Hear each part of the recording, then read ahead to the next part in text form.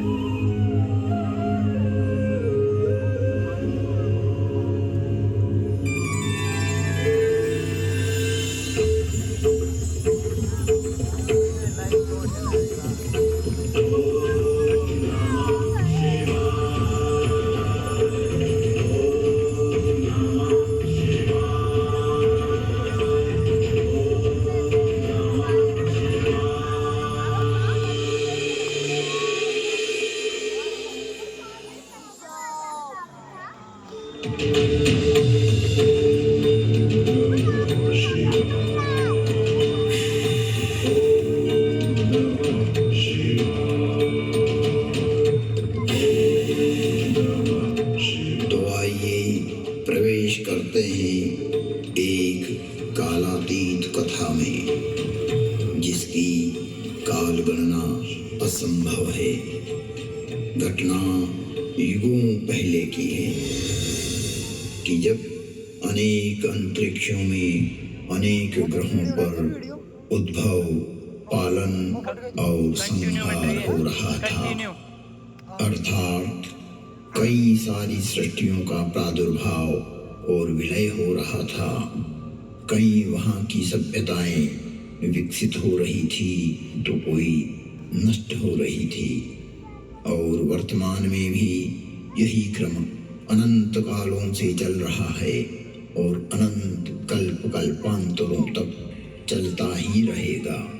यह अंतहीन क्रम है, परंतु यह घटना इस पृथ्वी नामक ग्रह की है कि जब यहाँ सब कुछ निशब्द था, समस्त पृथ्वी जल आप्लावित थी, तभी भगवान विष्णु ने वराह रूप धारण कर पृथ्वी के कुछ भाग को जल से बाहर निकाला,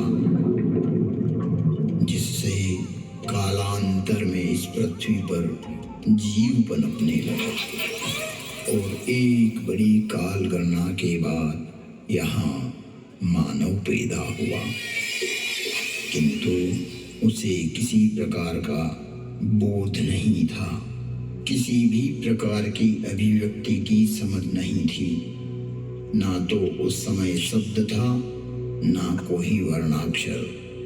चराचर जीव जगत अपने अपने समूह में एक मूक दृष्टि से एक दूसरे को निहारते थे, लेकिन कुछ भी अभिव्यक्ति नहीं कर सकते थे। चारों तरफ इस पृथ्वी पर सन्नाटा ही सन्नाटा था। प्राकृतिक स्वरों, ध्वनियों के अतिरिक्त यह पृथ्वी निशब्द थी।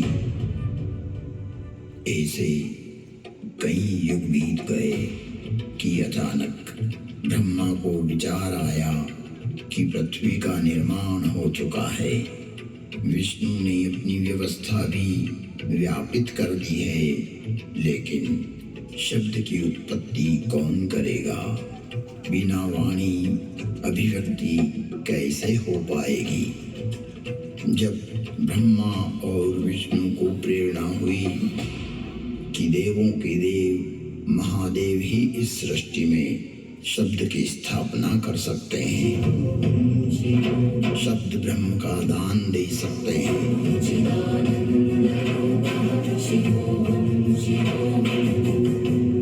परंतु शिव का समय अधिकतर समाधि में ही व्यतीत होता था। जगत में वेद की स्थापना के लिए, मनुष्यों में, प्राणियों में सत्य, प्रेम और करुणा की भावना प्रकट करने के लिए, शब्द को देह देने के लिए महादेव को समाधि से जगाना अति आवश्यक है। जब ब्रह्मा, विष्णु और सारे देवताओं ने महर्षि पाणिनि को प्रेरणा की कि वो महादेव को प्रसन्न कर जगत में शब्द प्रकट करने की प्रार्थना करें,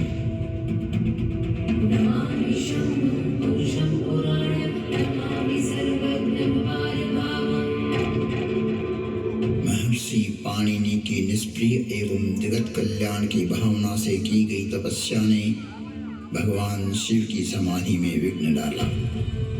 महादेव की समाधि असमय भंग हो गई। महादेव के जागते ही उनका रौद्र रूप प्रकट हुआ और उन्होंने अपना नाद शस्त्र डमरू उठाया और भयंकर तांडव करने लगे।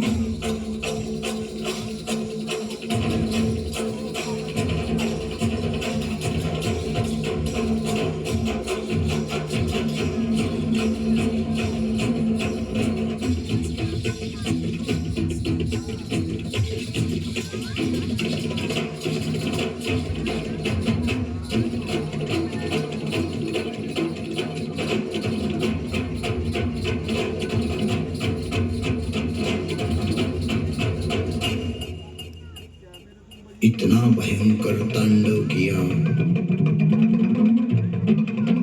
कि पृथ्वी हिलने लगी, आकाश में बिजलियां कौंधने लगी। पृथ्वी को हिलते देख ब्रह्मा ने सोचा कहीं प्रलय की वेला तो नहीं आ गई। चारों तरफ समुद्र में उफान आ रहा था, हवाएं चक्रवात का रूप लेकर आकाश की ओर बढ़ रही थी। पूरी पृथ्वी अपनी दूरी पर ऐसे डोलने लगी मानो पृथ्वी समुद्र पर तैर रही हो। तब महादेव ने अपना डमरू बजाया और असमय समाधि में हुए विघ्न के कारण तांडव करते हुए मानो अपने इस नाद से संसार को बधिर कर देंगे, इस सृष्टि को समाप्त कर देंगे और उसकी तीव्रता को प्रकट करते हुए प्रचंड एवं भीषण गणगौर ध्वनियां पैदा करते हुए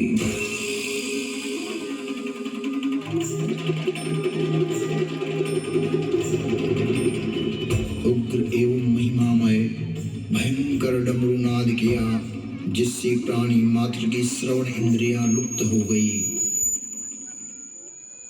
नाद इतना भयावह था कि प्राणी मात्र के कर्ण भेद हो गए। कुछ काल के लिए यह स्थिति बन गई।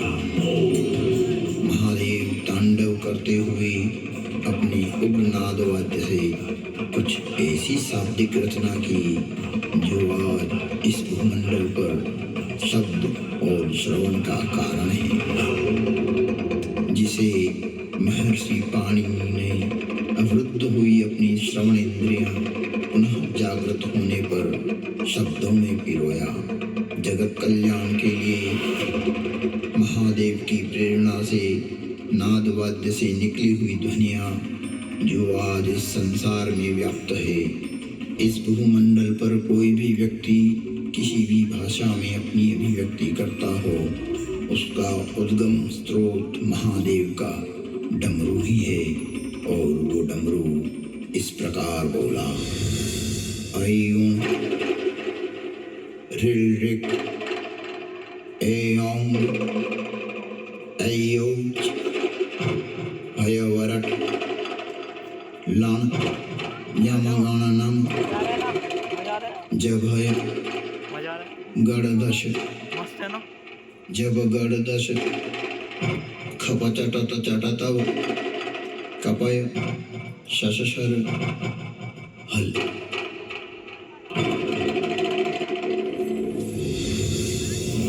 ऐं ऋल ऋक ऐं ऐऔच हयवरट लण यमगणनम जभय गणदश जब गणदश खपचटत चटतव कपय शशशर हल।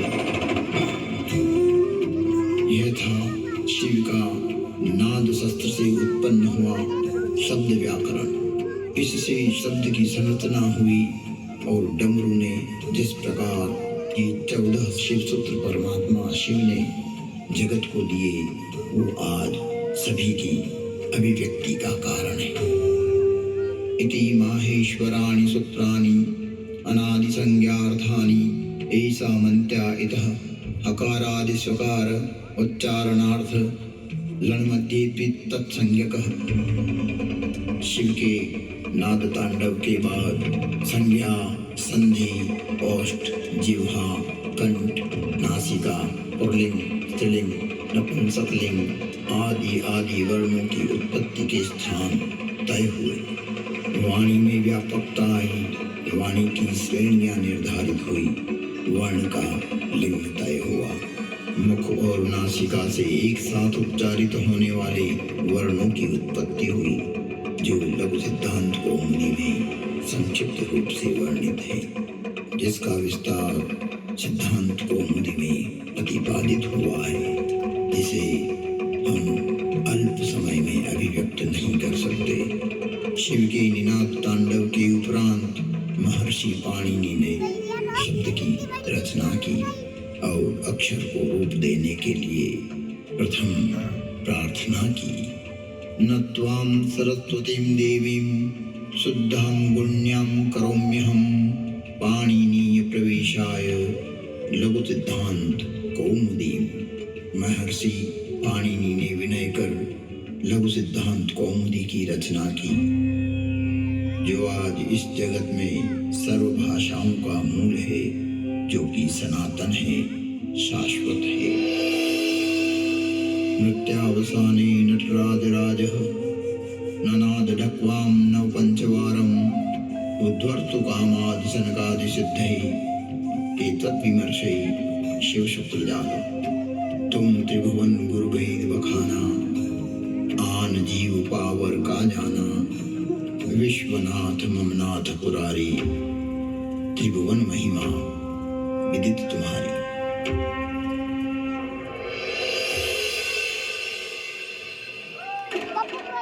नमस्कार, विश्वास स्वरूपम में आपका हार्दिक अभिनंदन।